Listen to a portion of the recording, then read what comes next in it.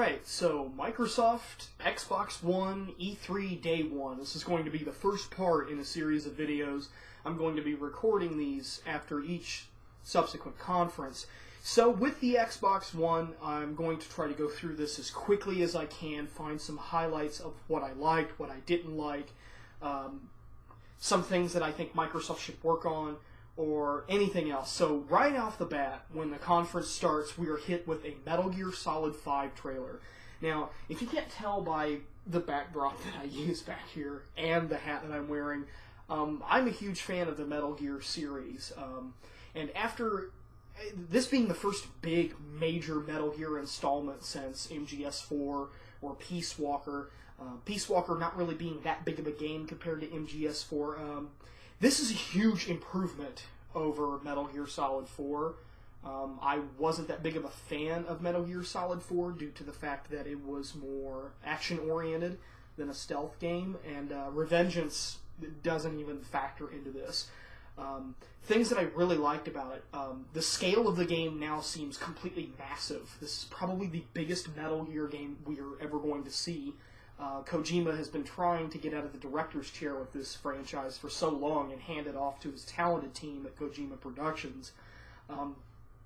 But they seem to keep on having him come back. The weather mechanics, like the sandstorm that was featured in the trailer, was fantastic. It's the most freedom I've ever seen in a Metal Gear Solid game. A great overhauled CQC system. And most of all, we got to listen to Kiefer Sutherland in action, and this was something that I haven't covered yet. This happened last week during Konami's pre-E3 press conference, giving a taste, a tease of what's to come at E3, and a lot of people are pretty upset with the fact that David Hayter is gone. Personally, I think Kiefer Sutherland's a great actor. I think that from what I've heard in this new trailer that he will make an excellent Big Boss, or as he is now labeled, Punished Snake, which this is a very, very big deviation from what we've seen in Big Boss so far. Now he's gunning down innocent civilians. Now he's choking a child in a prison cell. This is going to be the part where Metal Gear Solid stops being a heroic franchise, and now we get into the meat and the grit of Big Boss turning over to the dark side. But enough about me being a complete fanboy over Metal Gear Solid 5. They opened up with a new Xbox 360, which is now available, a new Slim 360 model, which I got on to Sony about this when they did this with the PS3 last year with the new Slim PS3 model, and it being a last-minute cash-in on the hardware before they move over to new consoles. Again, I think it's a bad idea. There's nothing wrong with the current Slim system. I used to have one. I never had a problem with it at all. Supposedly, this one is supposed to run even quieter, even though my Slim was pretty damn quiet. So, last-minute cash grab, I'm sure everybody can probably read through that, no problem. An overhaul of the Gold membership. This was the big thing that I was looking for when they had their conference earlier this month. Or was it last month? Last month. Forgive me. I get my time mixed up. Now, 2 free game downloads per month. They're starting out with Assassin's Creed 2 and Halo 3. They're copying off of PlayStation Plus, which was what I was worried about, because now Xbox Live Gold means something.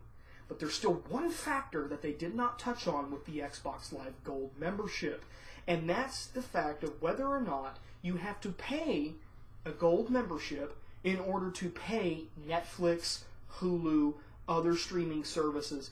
That wasn't touched on at all. That was something that really concerned me, especially with the fact that for the past 2 years, as I've stated in many videos before, and even in the latest episode of Pwnecast, which if you haven't listened to, you should listen to it, probably the best episode yet, with some of the best people I've ever worked with. This is a console that for the past 2 years has been directed towards a more entertainment standpoint, and I know a lot of people that use their 360 for Netflix, but they pay a Gold membership to pay for Netflix, and they don't even play games on it. So that to me is completely backwards, asinine. I just wanted to know if that was the case anymore. World of Tanks. I saw the trailer. I've heard of World of Tanks before.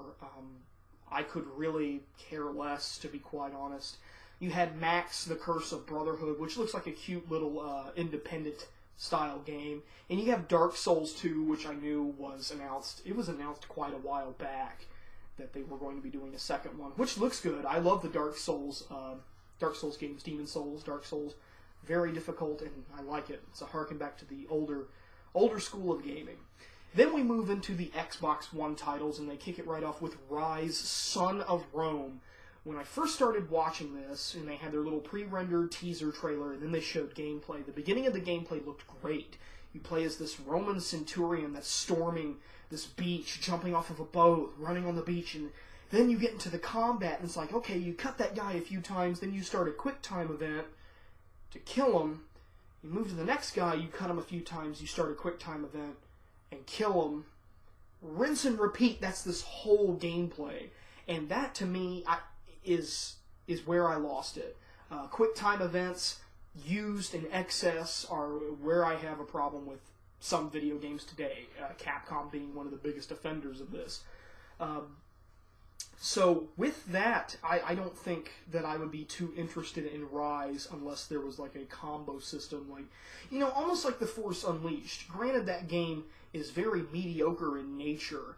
The fact that it had something like a freeform combat system which allowed you to learn different combos and get experience to learn new combos really worked to that game's benefit. And I would have liked to see that model implemented in such a beautiful game such as Rise, Son of Rome, running CryEngine from the director of the Crysis games, no less.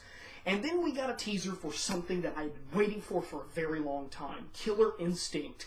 Killer Instinct is such a fantastic fighting franchise until they showed off this new title. Jago, one of my favorite classic characters from the franchise, has been completely overhauled into a barbarian instead of a ninja, and Saberwolf is fucking blue now. It looks so cartoony, it's so childish, and I know Killer Instinct shouldn't be taken too seriously in the first place, but you're taking semi-iconic characters of Rare and completely changing their appearance, and from what I saw, it plays a lot like Street Fighter 4, and I don't like Street Fighter 4 whatsoever. I think Street Fighter 4 is a bad fighting game. It's sad to see Killer Instinct like this, and I can only think that Microsoft has poisoned Rare's mind for so long that it ended up being like this. And then we move into Sunset Overdrive, which is, it looks fun as hell. And starting it up, it looks fun like in a Jet Set Radio way. Except you've got all these monsters. You're taking, like, there's a guy who has a launcher which shoots vinyl records at these monsters. You got a guy who takes a can of soda, puts it in a shotgun, and causes a nuclear explosion. Looks pretty cool. I'm definitely interested in that, and the fact that they're going on about how this is kind of a massive multiplayer deal going on. Forza 5 was at the Xbox One pre-E3 conference thing that they had. Again, I'm not really that big into racers, unless they're really, really fun racing games. Like even Mario Kart, I think, is a better game than, say, Gran Turismo or even Forza. I like the more cartoonish style of racing games, so I wasn't really interested in that. Quantum Break, on the other hand, the trailer that they had shown for this clarified a few things about what this game is about, what's even going on, and I think it actually looks pretty cool. It's just a shame that it's an Xbox One exclusive. D4. That's all I gotta say. And Project Spark, which utilizes Xbox Smart Glass system to help you build your own world. Almost like a complete, it's like a god version of Minecraft, pretty much. And Minecraft's already sort of like that. It looks cool. It's probably going to end up being one of those games that on paper it looks like a fantastic game, but then in execution it's probably going to fail. Of course, I don't know that. I can't see the future, but I've seen many things like this before and seen them quickly burn to the ground, and nobody ever does anything like it again. And then with that, they move into more Xbox Live features and Smart Glass. Tablet integration into games, including a timeline, statistics, and even initiation protocols. You can now use Smart Glass to start up a multiplayer match, start a campaign level. You can look at your stats, where you are in a current campaign level, what your multiplayer stats are. I can easily see this going with the Battlefield Call of Duty crowd. This is going to be a great piece of integration into the Xbox Live system, even though Sony has already come out and said that they're going to have that same functionality with the Vita with free-to-play games like Dust 514. That proposal's already out there, and it will probably be implemented in the future.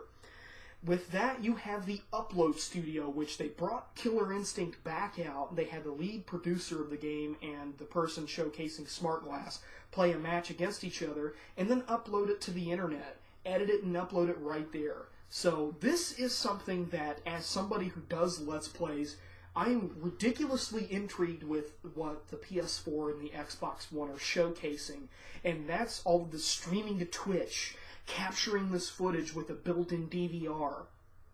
This is going to revolutionize the way that console Let's Plays are done, and in fact, it's probably going to, I can't see it right now, I would grab it if I could, it's going to eliminate my need for a capture card, which also means that my Let's Plays are going to increase in quality because they're recorded right off the console.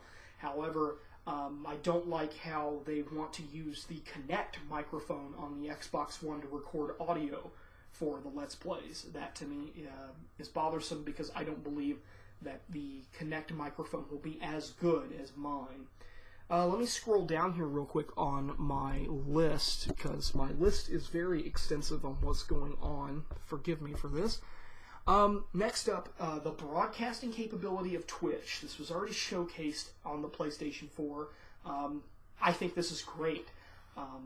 Twitch is definitely an underutilized thing that I've done on my channel so far. I've only done a few live streams before I'm entirely, I don't even broadcast them to you, the subscribers.